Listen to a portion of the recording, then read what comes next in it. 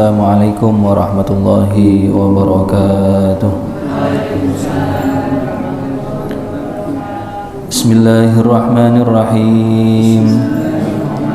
Nawaitu ta'alluma wa ta'alim wa tadhakkura wa tadhkir wa naf'a wal intifa' wal ifadata wal istifadah wal hatha ala tamassuki bi kitabillah wa sunnati rasulih sallallahu alaihi wasallam wa du'a ilal huda wa dalalata ala al khair ibtigha'a wajhillah wa maradatihi wa qurbihi wa thawabihi subhanahu wa ta'ala. Al-Fatihah.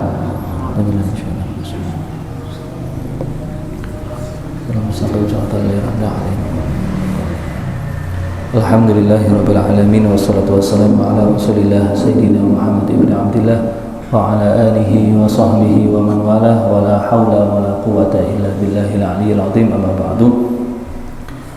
Alhamdulillah, segala puji bagi Allah Subhanahu wa taala yang senantiasa memberikan kita kenikmatan dengan kita bisa istiqomah mendapatkan daripada ilmu-ilmu. Semoga ilmu yang kita dapatkan menjadi ilmu yang manfaat dan barokah, dan semoga setiap harinya kita mendapatkan ilmu walaupun satu, insyaallah itu pertanda bahwasanya Allah Subhanahu wa taala memberkahi di dalam kehidupan kita. Amin ya rabbal alamin. Pernah Rasulullah SAW itu bersabda, "Idza ata alayya yaumun la azdadu fihi ilman yuqarribuni ila Allah taala." Apabila datang suatu hari kepadaku, kata Nabi Muhammad SAW, di dalam satu hari itu aku tidak bertambah satu ilmu, maka kata Rasulullah SAW, fala burikali fi tulu'i syamsi dzalikal yaum. Maka itu pertanda bahwasannya aku di dalam sehari itu tidak diberkahi oleh Allah Subhanahu wa taala. Kalau kita dalam satu hari ini mendapatkan ilmu walaupun satu hari satu ilmu, maka insya Allah itu pertanda bahwasanya Allah memberkahi di dalam satu hari itu. Amin ya rabbal alamin. Melanjutkan taklim kita, kemarin sudah kita bahas mengenai apa? Masih ingat pelajaran kemarin? Apa? Ayo, ayo. Tentang hikmah turunnya apa? Malaikat dan Al-Quran. Mengingat pelajaran kemarin, apa di antara hikmahnya turunnya malaikat di malam Lailatul Qadar? Apa hikmahnya? Yang jenengan paling ingat apa? Allah komentar apa nih? Film kemarin nih, turun apa tadi ya? Kalau cepat iguling mami, menjengkel. Apa di antara hikmahnya? Untuk menguatkan hati Nabi Muhammad SAW. Turunnya Al-Quran tersebut, dan turunnya ayat Al-Quran atau surat Al-Quran dalam Al-Quran itu ada dua fase. Yang pertama turun secara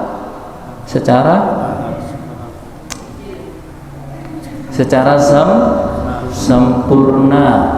Level yang pertama itu tahapannya turun secara sempurna di malam Lailatul Qadar. Kemudian fase yang kedua, turunnya Al-Quran itu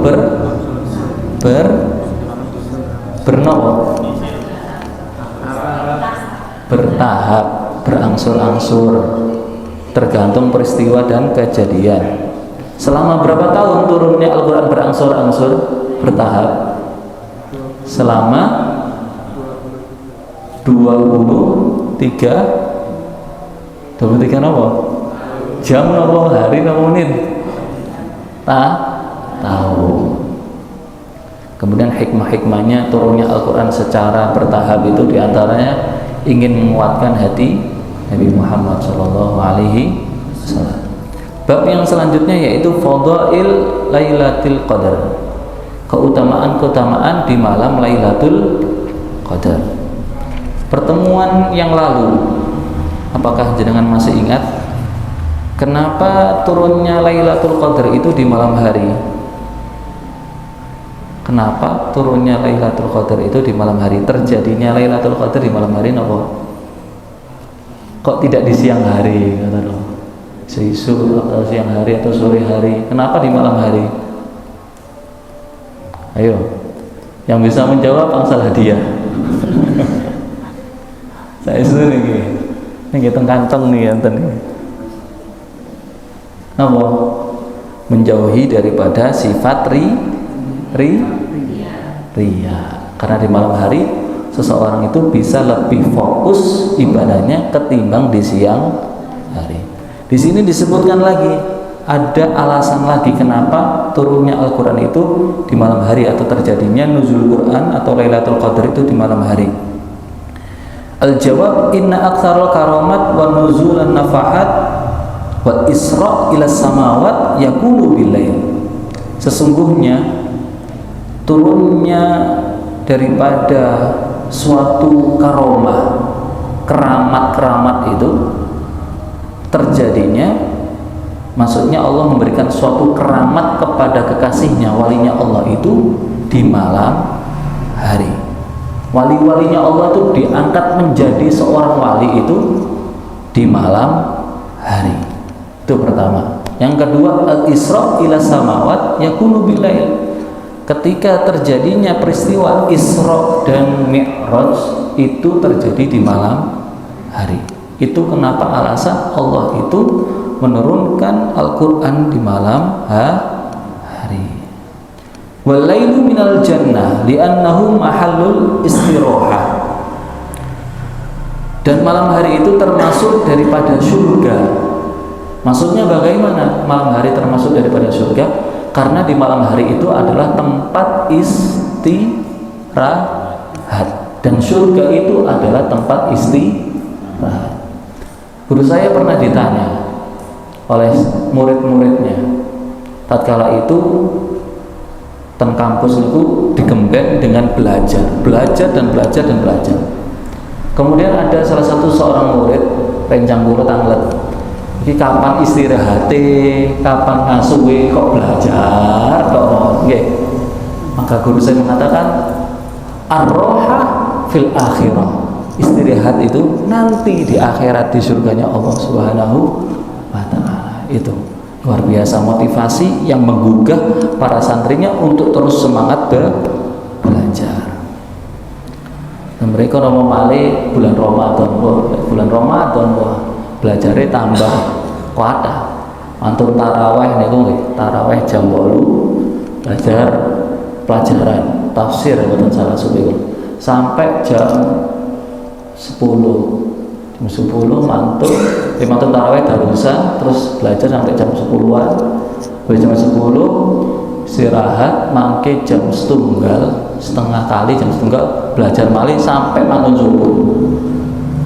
Nah niku teman-teman menunjukkan bahwasanya bagaimana seorang thalibul ilm lebih-lebih di masa muda itu harus diisi dengan giat belajar. Bagus ya napa saya sampun tuwek niki ya napa nggih. Nah, tidak ada kata terlambat. Itu tadi mengapa Allah itu menurunkan Al-Quran di malam hari. Pertama karena turunnya kebanyakan keramat yang Allah berikan kepada kekasihnya di malam hari. Yang kedua karena terjadinya Isra Mi'raj itu di malam hari. Dan sesungguhnya malam itu termasuk surga. Maksudnya apa? Maksudnya adalah di malam itu tempat seseorang itu istirahat. Wa ibadatul laili afdalu min ibadatin nahar lianna qalbal insan fihi ajma'. Dan ibadah seseorang itu di malam hari itu lebih utama daripada ibadah di siang hari. Karena apa? Karena ketika di malam hari, hati seorang hamba itu ketika beribadah itu lebih bisa fokus dan konsentrasi untuk ibadah kepada Allah Subhanahu wa Ta'ala. Dapat satu ilmu, alhamdulillah. Kemudian lagi perkataan Ka'bul Ahbar, man qala la ilaha illallah shadiqan lailatal qadri 3 marrat, siapa orang yang mengucapkan kalimat la ilaha illallah dengan sungguh-sungguh di malam Lailatul Qadar sebanyak 3 kali, ghafarallahu lahu biwahidah wa najahullahu minan nar biwahidah wa dakhalal jannata biwahidah. Fadilahnya apa? Seseorang yang mengucapkan la ilaha illallah dengan sesungguh-sungguhnya di malam Lailatul Qadar sebanyak 3 kali, pertama Allah akan mengampuni dosanya. La ilaha illallah yang pertama, Allah ampuni dosanya. La ilaha illallah yang kedua, Allah akan menyelamatkan dia daripada api neraka. La ilaha illallah yang ketiga, Allah masukkan dia ke dalam surganya. Allahumma ja'alna minhum. Semoga kita dimasukkan ke dalam surganya Allah Subhanahu wa Ta'ala bi ghairi hisab. Amin ya rabbal alamin. Pengen mlebu surga? Pengen mboten? Bu tenjawi, pengen mlebu surga mboten jenengan? Berarti pengen surga berarti pengen mati rumiyin. Hah? Panjang umur rumiyin baru mlebu surga. Paling sepuh mereka umur pinten sing rawuh iki? 60 ya kan? Oh, 87. Insyaallah. Paling 6 dhewe nggih. Insyaallah panjang umur. Amin ya rabbal alamin. Dikatakan lagi sebuah riwayat hadis anin Nabi sallallahu alaihi wasallam annahu qala man ahya lailatal qadri qadallahu lahu alfa hajjah. Alfa hajjah. Siapa orang yang menghidupkan di malam Lailatul Qadar, Allah akan memenuhi 1000 hajatnya. Berapa? 1000 hajatnya. Bukan hanya di situ. Wa in kana qadara alaihi asyaqawa hawwalahu sa'idan. Andaikan di malam Lailatul Qadar itu kita dicatat oleh Allah termasuk orang yang celaka, kalau kita bisa mengisi Lailatul Qadar, insya Allah yang aslinya catatan kita ada orang yang celaka, maka Allah akan mengubahnya menjadi orang yang bahagia. Alhamdulillah. Itu fadilahnya kita menghidupkan malam Lailatul Qadar.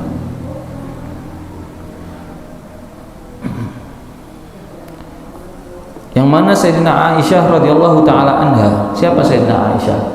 Sinten? Siti Aisyah niku sinten? Siapa? Kok mental nih? Hah? Istrinya siapa? Bu, sinten? Siti Aisyah. Hah? Mbak Aisyah itu sanes. Siti Aisyah itu adalah istri Rasulullah sallallahu alaihi wasallam. Ibunya Kanjeng Nabi sinten? Siti Aminah. Ayahnya Rasulullah Abdullah bin Abdul Muttalib bin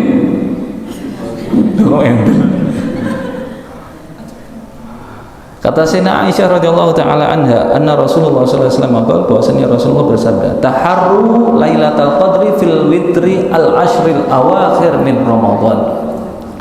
Berusahalah kalian mencari Lailatul Qadar itu di 10 terakhir yang ganjil di bulan Ramadan.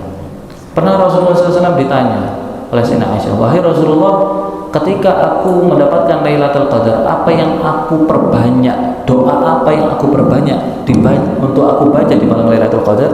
Kata Rasulullah SAW, doanya adalah Allahumma innaka afuwun tuhibbul afwa fa'fu anni ya karim.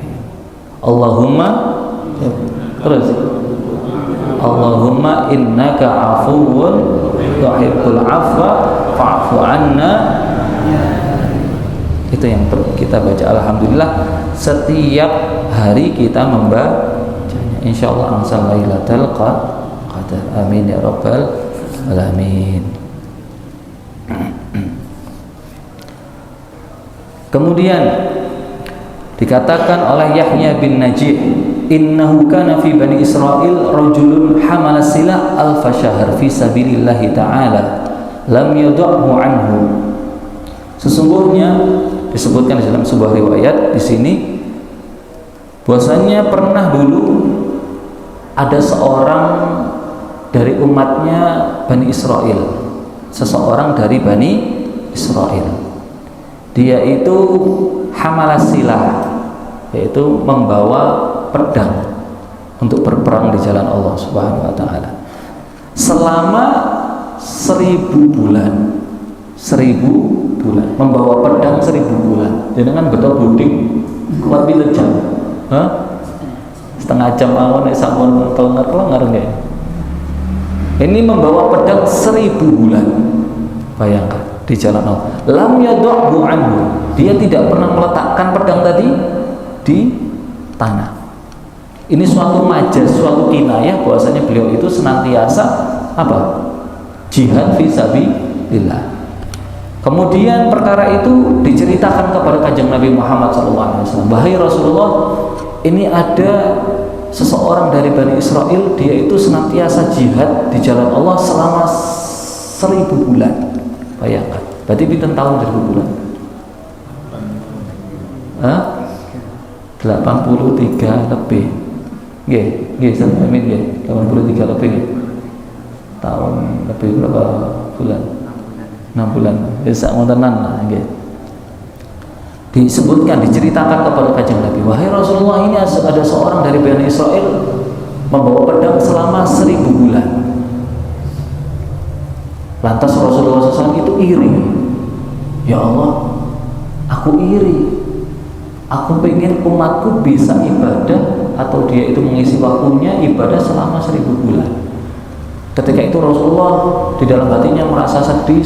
Akhirnya Allah SWT menurunkanlah surat Lailatul Qadar, yang mana jika seorang hamba bisa menghidupkan malam Lailatul Qadar dan dia mendapatkan Lailatul Qadar, maka dia seperti ibadah seperti 1000 bulan. Ketika turun ayat tersebut, Rasulullah senang aja Nabi, karena bisa diangkat umatnya bisa mendapatkan pahala seperti pahalanya orang yang terdahulu, seperti itu.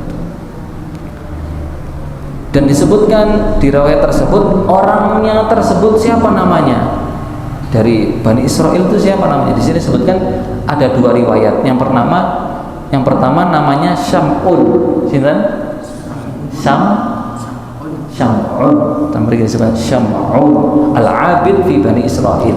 Itu orang yang ibadah dari kalangan Bani Israel. Syam'un namanya. Sinten? Syam'un. Enten namanya Syam'un namanya. Ten kampung enten Syam'un. Nah, riwayat yang kedua bukan Syam'un nama, tapi Syamsun. Nate mireng cerita Samson itu. Nah, emut sing enten tahun pinten niku nggih. Ternyata itu nama seseorang dari Bani Israel yang dia itu apa tadi? Membawa pedang selama berapa? 1000 bulan. Ten cerita ten TV ini Samson itu lho. Sing kuat niku nggih. Bayi ini mau nyepaki wong sampai mencelat nggih. Imut ta jenengan ini. Oh, berarti tiang lawas berarti jenengan. Samson, ada 2 riwayat yang mengatakan Samson, ada Syam'un namanya.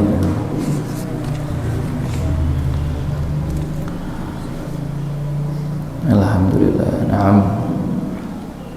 Di sini disebutkan fala yabqa fi lailatul qadri buq'ah illa wa 'alaiha malakun sajid au qa'im yad'u lil mu'minin wal mu'minat illa an takuna kanisa au bi'ah au baitul nar au baitul wathan au baitu amakinihim allati yatra'una fiha al khabath. Ketika di malam Lailatul Qadar itu tidak ada satu permukaan bumi kecuali di bumi tersebut penuh dengan malaikatnya Allah Subhanahu wa taala yang senantiasa mendoakan kepada orang-orang mukminin dan mukminat. Kecuali tempat yang di situ tidak ada malaikatnya, di sini disebutkan kecuali kanisa. Kanisa ini berapa? Tempat ibadahnya orang Kristen, apa? Gereja. Maka di situ tidak ada malaikat. Tidak ada malaikat. Adapun selain tempat-tempat yang baik, selain gereja, selain tempat berhala, kemudian di situ tidak ada, di riwayat lain disebutkan tidak ada apa namanya orang yang merawat apa namanya khinzir, apa khinzir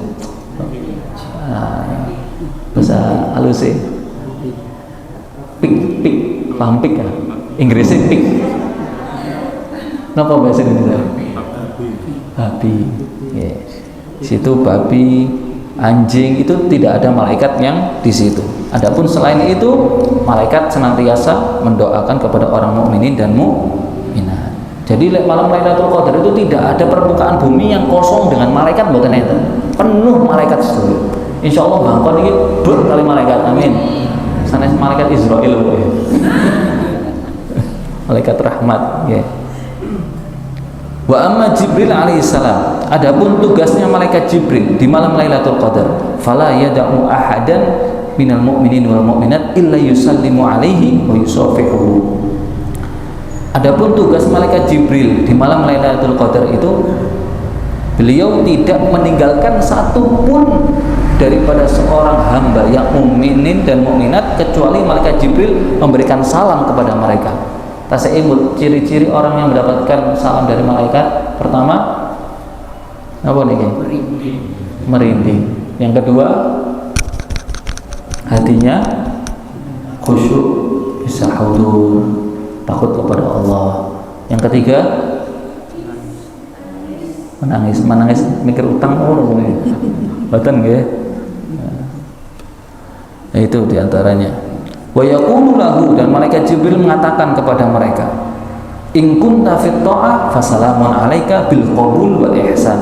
Jika engkau melakukan ketaatan di malam tersebut, maka amalmu akan diterima oleh Allah Subhanahu wa taala. Amin. Amin. Amin. Wa in kunta fil ma'siyah fasalamun alaika bil ghufran. Apabila engkau di malam tersebut terjerumus dalam kemaksiatan, bukan disengaja terjerumus, maka Allah akan ampuni dosamu. Wa in kunta fin naumi fasalamun alaika birridwan. Apabila engkau tertidur di malam tersebut, engkau tetap mendapatkan ridwan, yaitu ridhonya Allah Subhanahu wa taala. Tapi pun sampai diniati dulu. Ini benten nggih. Tertidur dengan niat tidur benten nggih. Nah, itu. Wa in kunta fin naumi, di sini disebutkan walaupun engkau dalam keadaan tidur pada saat itu. Karena capek ibadah maksudnya nggih. Sanes memang tidak tulus bahno turut tetap oleh ridhonya wonten-wonten nggih. Wa in kunta fil qabri fasalamun alaika birrauhi waraihan. Apabila pada saat itu engkau sudah di dalam kubur, maka tetap engkau mendapatkan suatu kenikmatan. Itu fadilahnya di malam Lailatul Qadar. Disebutkan oleh Al-Imam Syafi'i annahu qala, bahwasanya beliau mengatakan, man shallal isya fi jama'ah faka'annama qama nisfal laili wa man shalla subha fi jama'ah faka'annama shallal laila kullahu. Siapa orang yang menunaikan sholat isya berjamaah seperti dia itu bangun setengah malam.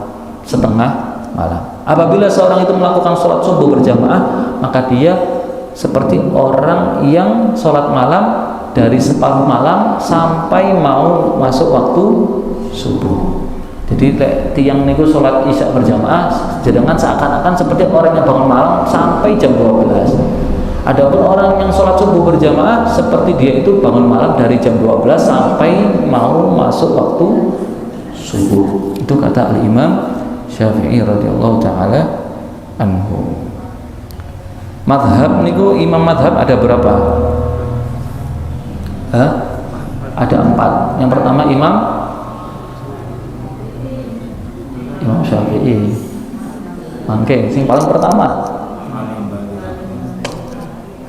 Keliru kan?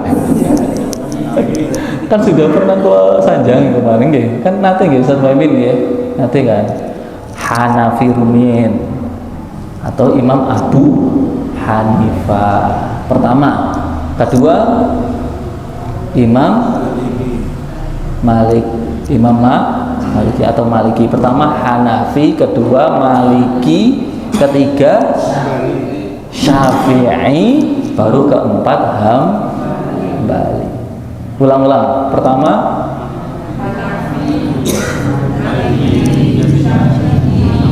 Hambali. Setunggal Malik kersane oleh gelas yang tiga. Hanafi, Maliki, barakallahu fikum. Wis terus mari.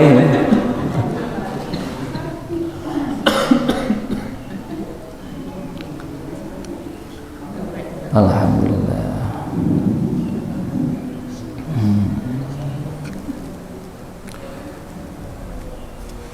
Disabdakan oleh Kanjeng Nabi Muhammad SAW, "Man i'takafa 'ashran fi Ramadan kana kaman hajja hajjatain wa i'tamara umratain." Masya Allah.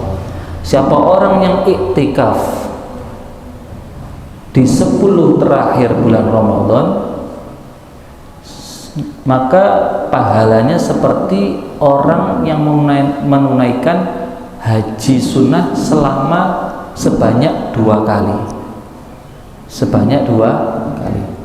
Dan seperti orang yang umroh sunnah sebanyak 2 kali. Bayangkan pahalanya orang yang iktikaf di 10 terakhir bulan Ramadan, seperti dia itu melakukan haji sunnah sebanyak 2 kali dan umroh 2 kali.